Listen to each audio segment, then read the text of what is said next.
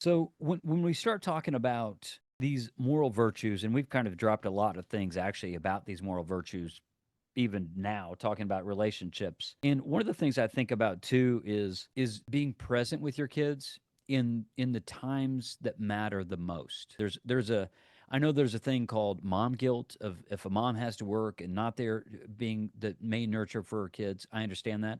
But also there's a dad guilt.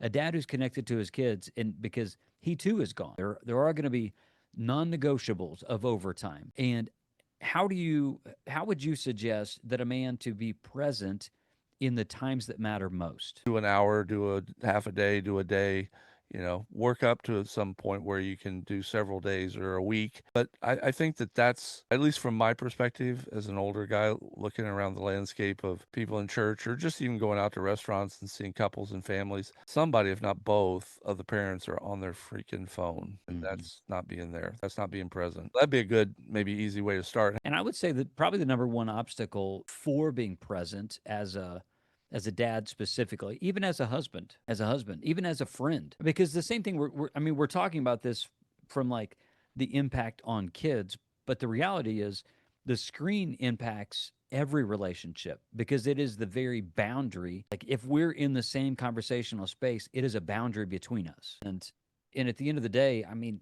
if we are going to be exceptional in the areas of life that matter most, we do have to make tough decisions. It's just being mindful of when you're on your phone and to what level that you must be on your phone. And I think from a parental perspective, you are setting an example. And so I think that, again, we're talking about setting the example for your children. So if your children see you park your phone and not do it, then it's easier to have that conversation with them that they can park their phone. And really, when it comes down to when we start talking about moral character, it comes down to choices.